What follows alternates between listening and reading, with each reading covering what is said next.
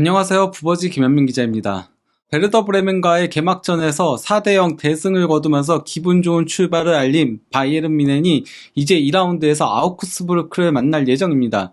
이러한 가운데 그 바이에른의 무시알라의 부상과 파바르의 이적 관련 파동들로 인해 다소 뒤숭숭한 분위기긴 하지만은 그래도 김민재 선수가 동료들로부터 칭찬을 받으면서 빠르게 팀에 녹아들고 있습니다. 거기다가 이제 1골 1도움을 넣으면서 이보다 더 좋을 수 없는 데뷔전을 치른 해리 케인도 아들을 출산을 했는데요. 바이에른과 아우크스부르크의 2라운드 경기를 앞두고 나오고 있는 소식들에 대해 조금 전해드리도록 하겠습니다. 먼저 그 바이에른의 악재가 있었습니다. 지난 시즌 에이스였다라고 할 수 있는 자말 무시알라가 훈련 중 햄스트링의 근육 부상을 입으면서 9월 말에나 복귀할 예정이라고 합니다. 이는 그 바이에른 의료팀의 스캔 결과 확인된 거라고 하고요. 파바르도 수요일 질병으로 훈련에 불참했다라고 하는데요. 근데 이거는 뭐 질병이라기보다는 조금 마음의 병에 더 가깝지 않을까, 아니면 꾀병이나 뭐 이런 거에 가까운 게 아닐까 하는 합리적인 의심이 들긴 합니다. 그거에 대해서는 뒤에서 조금 더 소개시켜 드리도록 하고요. 그나마 그래도 희소식이라면은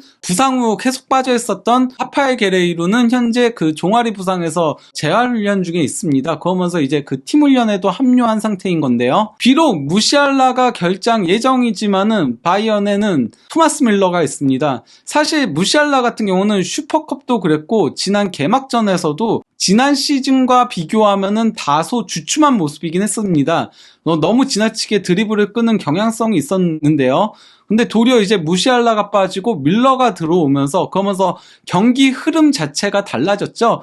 그래서 사실 그 84분까지 다소 이제 고전을 하고 있었으나 밀러가 들어오고 나서 두 골이 더 터져 나오면서 4대0 대승을 거뒀는데요. 특히 밀러는 90분경에 사네의 골을 어시스트하기도 했습니다. 밀러의 브레멘전 기록을 살펴보도록 하겠습니다. 추가 시간까지 12분을 소화했습니다. 추가 시간 빼면은 6분 소화한 건데요. 그 사이에 1도움을 기록했고요. 기대 도움도 0.65도움에 해당하고요. 키패스 2번에 이게 바로 그 모두 다 픽찬스 메이킹으로 이어졌고요. 거기다가 이제 저는 밀러의 가장 놀라운 점은 이런 거라고 생각해요. 볼 터치가 11회인데 패스가 10회예요. 그리고 그중 9회를 성공시키면서 90%의 패스 성공률을 자랑했는데요. 밀러는 이렇게 볼 터치를 길게 가져가는 게 아니고 바로바로 간결하게 처리를 합니다. 그러다 보니까 밀러가 들어오니까 바이언의 공격 속도가 완전히 달라지는 모습이었죠. 그러면서 바이언이 두 골을 더 추가할 수 있었는데요. 괜히 밀러가 이제 바이언의 상징으로 불리는 게 아니라는 거를 여실히 보여준 한 판이었다라고 할 수 있죠.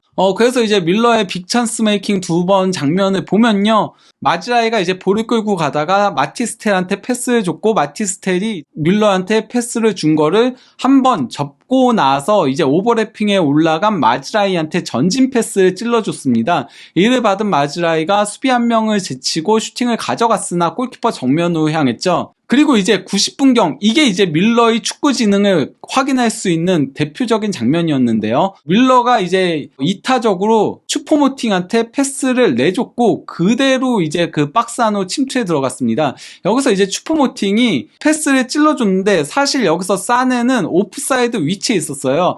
하지만은 사네가 이걸 그냥 흘려버렸고 관여하지 않은 거죠, 패스에. 반면에 이제 그 뒤에서 침투해 들어온 밀러가 이를 받아서 컵백을 준 거를 이때는 이제 오프사이드 위치에서 벗어나 있었던 사네가 논스톱 슈팅으로 골을 넣은 거였습니다. 밀러는 브레멘과의 개막전에 교체로 투입되면서 바이언 소속으로 16시즌 분데스리가 출전 기록을 세웠습니다.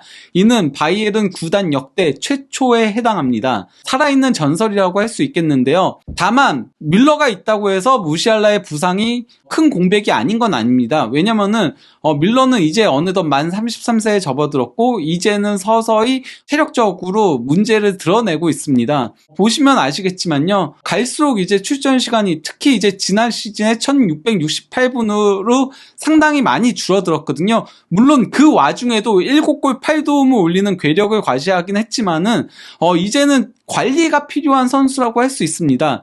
즉 무시알라가 빨리 부상에서 복귀할 필요가 있다라고 할 수 있죠. 참고로 무시알라는 지난 시즌에 33경기에 출전해서 12골 13도움을 분데스리가에서만 올리면서 10-10을 기록했습니다. 특히 쾰른과의 최종전에서 정규 시간 종료 직전 환상적인 골을 넣으면서 바이언의 우승을 이끌었는데요. 그 골 아니었으면 바이언이 우승 못하는 거였거든요. 이런 활약에 힘입어서 무시알라는 지난 시즌 바이에른 올해의 선수를 수상하는 영예를 얻었습니다. 그리고 이제 파바르에 대해서 조금 얘기를 하려고 하는데요. 파바르 같은 경우는 본인이 계속 이적하고 싶다라고 노래를 부르고 있죠. 이것 때문에 제가 지난 영상에서 파바르가 일으킨 문제들에 대해서 설명을 한 바가 있었습니다. 팬클럽과의 친선 경기에서 팬을 공중볼 경합 과정에서 팔꿈치로 가격하고 뒹굴고 엉키고 선제골을 넣었음에도 별로 좋아하지 않는 표정을 지었고, 옥토버 페스트를 한 달 앞둔 시점에 바이언 선수들이 모두 모여서 이제 그 바이에른의 스폰서인 맥주 파울라너를 이렇게 들고 마시는 이런 사진 촬영을 했었거든요. 이때도 파바르는 마치 나라 잃은 표정처럼 혼자서 침울한 표정을 짓고 있었습니다. 다들 웃고 있었는데 말이죠. 이러한 가운데 그 파브리치오 로마노 기자가 인테르는 어제 파바르와 바이에른의 이적에 대한 모든 세부 사항에 동의했고 이제 오늘 청신호가 켜지기를 희망하고 있다. 인테르는 수요일이나 목요일에 밀라노에서 파바르 메디컬 테스트를 예약할 준비가 되어 있다라고 했고요. 그 다음으로 파바르가 병으로 오늘 훈련에 불참했다고 바이에른이 공식 보도했다. 파바르는 바이에른에서 밀라노로 이동하여 3,200만 유로의 패키지 계약으로 인테르에 합류하기를 기다리고 있다라고 한 건데요.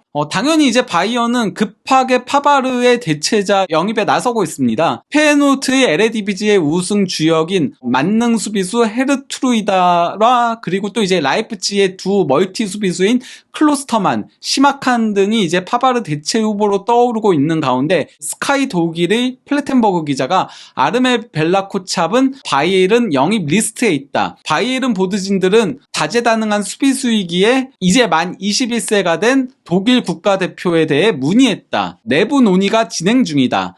코찹은 아직 도르트문트와 완전한 구두 합의를 하지 않았다. 도르트문트는 벨라코찹의 임대 이적을 고려하고 있다라고 한 겁니다. 그리고 이제 그 토크스포츠에도 자주 출연을 하는 이사벨라 라티파 바커 기자는 바이에른이 플럼 오른쪽 수비수 케니 테테를 주시하고 있다. 바이에른은 테테를 파바르의 잠재적인 대체자로 보고 있다. 테테는 플럼에서의 계약이 1년 남아있다라고 한 건데요. 테테 같은 경우도 포백을 모두 소화할 수 있고요. 하지만 오른쪽 측면 수비수가 주 포지션이긴 합니다. 키가 180밖에 되지 않기 때문에 센터백으로서의 역량은 다소 떨어진다라고 할 수 있겠는데요. 현재 그 거론되는 이적료는 1,050만 파운드, 하나 약 180억입니다. 앞에 거론됐던 선수들보다는 싸게 영입이 가능하다라고 할 수 있겠습니다. 실력 자체는 테테가 가장 떨어지지만은 영입 자체의 난이도는 쉽다라고 할 수 있죠. 그래도 김민재 선수가 빠르게 팀에 녹아들면서 현재 그 파바르로 인해 흔들리고 있는 팀 수비에 그래도 중심축을 잡아주고 있습니다. 이미 더리우트가 그 김민재 선수에 대해서 칭찬을 아끼지 않았던 바가 있었잖아요. 키커지어의 인터뷰에서 토마스 밀러가 김민재에 대해서 그는 매우 호감이 가는 친구이다. 물론 그는 경기장에서는 엄격하지만은 평상시엔 매우 친절하다. 지금까지 그와 함께 정말 즐겁게 보내고 있다라고 얘기를 했고요. 또 이제 그 바이에른 차기 주장으로 불리는 요슈아 키미는 그는 매우 재미있는 사람이다. 그는 라커룸에서는 다소 조용하지만은 당신이 그에게 말을 걸 때면은 항상 즐겁게 웃을 수 있다. 그러니까 말을 걸지 않으면 조용히 있지만은 그래도 말 걸면은 항상 재미있는 말들을 한다는 얘기인 겁니다. 대신 그는 경기장에서는 덜 조용합니다. 그는 시끄럽게 우리에게 명령을 내리고 우리를 상당히 많이 도와줍니다라고 한 겁니다. 경기장 안과 경기장 밖에서 조금 다른 모습이라고 하는 거죠. 그러면서 경기장 밖에서는 동료들과 친하게 지내고 밖에서는 상당히 엄격하면서도 단호한 플레이들을 한다. 그러면서 동료들을 돕는다라고 한 겁니다. 옥토버 페스트 앞두고 이제 그 파울라너 그 사진 촬영 있었다라고 했잖아요. 여기 이 자리에 이제 김민재 선수가 참석을 해가지고 굉장히 웃으면서 사진 촬영에도 임하고 했었는데요. 여기서 이제 인터뷰를 했을 때 뭐라고 답을 했냐면요. 바이에른의 괴물이 되기 위해 열심히 노력한다라고 한 겁니다. 이러한 가운데 그 마누엘 노이어 골키퍼가 우려보다는 빠르게 이제 부상 복귀를 준비 중에 있습니다. 정상적인 골키퍼 훈련에 돌입을 했고 바이에른 뮌헨 구단 공식 SNS에서 영상을 올린 거거든요. 그리고 이제 그 노이어의 백업 골키퍼라고 할 수 있는 울라이가 뭐라고 했냐면요. 노이어는 복귀를 위해 미친 듯이 훈련하고 있다. 그는 이제 올바른 길을 걷고 있다. 그는 큰 발전을 하고 있다. 나는 그가 곧 훈련하고 우리와 함께 정상적으로 경기할 수 있기를 바라고 또 바란다라고 한 겁니다. 노이어의 부상 회복이 예상보다 빠르게 진행되자 원래 바이어는 라야 영입도 노렸었고 그리고 케파 영입은 진지하게 오퍼까지 했었는데 레알 마드리드가 데려갔고 아약스의 그 룰리 골키퍼 영입하려고 했으나 뭐 부상을 당해가지고 포기했고 또 이제 분우 골키퍼도 노렸으나 사우디로 갔잖아요. 주전 골키퍼급이 아닌 완전히 유망주 골키퍼 영입을 추진하고 있고 이게 거의 확정적입니다. 파브리치오 로마노 기자가 이제 뭐 히어리고를 띄웠죠. 그러면서 이적료는 500만 유로의 옵션이 추가되어 있고 5년 계약을 체결했다라고 하면서 뮌헨으로 이제 그 메디컬 테스트를 받기 위해 올 것이다라고 한 거고요. 뮌헨 지역지인 타게스자이퉁이 본케 기자와 캐슬러 기자도 공동으로 이제 페레츠가 금요일에 메디컬 테스트를 받을 가능성이 있다라고 한 겁니다. 아우크스부르크와의 일요일 경기에서는 벤치에서 시작할 것이다. 그러고 나서 노이어가 복귀하기 전까지는 울라이와 주전 자리를 놓고 경쟁할 것이다 라고 한 겁니다. 페레츠는 만 23세의 이스라엘 골키퍼죠. 뭐 이미 이스라엘 대표팀에도 승선을 했고 마카비 텔아비브에서 이제 주전으로 활약하고 있었습니다. 선방 능력이 뛰어나고 상당히 넓은 범위를 커버할 줄 알고 킥격도 상당히 좋더라고요. 그리고 이제 개막전 1골 1도움을 올리면서 이보다 더 좋을 수 없는 데뷔 무대를 가진 해리 케인이 넷째를 출산했습니다. 넷째의 이름은 헨리 에드워드 케인이라고 하는데요. 하루 휴식을 취하고 파울라너 그 사진 촬영에는 참가하지 못했습니다. 곧바로 이제 팀 훈련에 합류를 했습니다. 그러면서 2라운드 아우크스부르크전 준비에 매진하고 있는데요. 그러면 이번에는 2라운드 상대 아우크스부르크의 상황을 살펴보도록 하겠습니다. 아우크스부르크는 메넨글라드바흐하고의 분데스리가 개막전에서 난타전 끝에 4대4 무승부를 기록했습니다. 먼저 이 실점을 허용하면서 패배기 짙은 듯 싶었으나 빠르게 추격에 나섰고요. 또다시 실점을 허용했지만은 바로 이제 3골을 몰아넣으면서 역전에 성공했으나 추가 시간 7분경에 동점골을 허용하면서 다잡은 승리를 아쉽게 놓쳤는데요. 근데 이제 지난 시즌 아우크스부르크 같은 경우는 9승 7무 18패, 승점 34점으로 극적으로 잔류 마지노선에 이름을 올릴 수 있었습니다. 승강 플레이오프로 갔던 16위 슈투트가르트와의 승점 차가 1점밖에 나지 않았는데요. 만약에 승강 플레이오프를 갔으면 강등됐을 수도 있는 거죠. 거기다가 이번 여름 영입이 그렇게 뭐 순조롭게 이루어졌다라고 보기는 힘듭니다. 그래서 그런지 그 옵타 예상의 그 우승 1순위는 당연히 바이언인데 반해 강등 확률 1위가 아우크스부르크로 뽑혔습니다. 저는 다름슈타트나 하이덴하임이 더 강등될 가능성이 높지 않나 싶긴 하지만은 옵타에서 이제 슈퍼컴퓨터를 활용한 강등 확률에서는 아우크스부르크가 1위에 오를 정도로 현재 상황이 그렇게 좋지는 못하다라고 할 수 있겠습니다. 사실 아우크스부르크는 지난 시즌도 그렇게 좋지 못했어요. 부상도 많았고 또 이제 그 전력에서도 상당히 밀리는 문제들을 드러냈는데 그나마 그래도 엘리코 마센 감독이 다양한 전술을 활용하면서 상대 맞춤형 전술을 통해서 꾸역꾸역 어떻게든 잔류를 했던 거였거든요. 실제 지난 시즌 아우크스부르크의 메인 포메이션은 4-4-2이긴 했지만요. 무려 10가지 포메이션을 활용을 했습니다. 이게 그만큼 그 아우크스부르크의 전력 자체가 불안정하다라는 소리인 겁니다.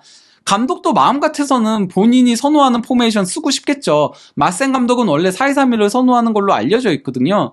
하지만은 팀 사정이 안 되니까 이것저것 돌려가면서 상대팀에 맞춰서 포메이션을 가동할 수밖에 없었던 겁니다. 그러면 이제 그 양 팀의 맞대결 전적을 살펴보도록 하겠습니다. 역대 분데스리가 맞대결 전적은 24전 18승 2무 4패로 바이언이 압도적인 우위를 점하고 있습니다. 특히 이제 토마스 뮬러는 8골로 레반도프스키 16골에 이어서 두 번째로 많은 골을 넣고 있는데요. 최근 16경기 성적은 12승 2무 2패를 기록하고 있는 바이언입니다. 다만 가장 최근에 있었던 4경기에서는 2승 2패로 동률을 이루고 있습니다. 아우크스부르크 원정에서 유난히 약한 모습을 보였다라고 할 수 있죠. 하지만 바이언이 뭐 홈에서만큼은 10승 1무 1패로 이건 뭐 압도적 그 자체라고 할 수 있고요. 최근 4연승 포함 8경기 7승 1무 무패 행진을 이어오고 있습니다. 그 중심에는 토마스 밀러가 있다라고 할 수 있죠. 레반도프스키가 그러니까 16골을 넣고 있지만은 홈 8골, 원정 8골 이렇게 골고루 넣고 있는데 반해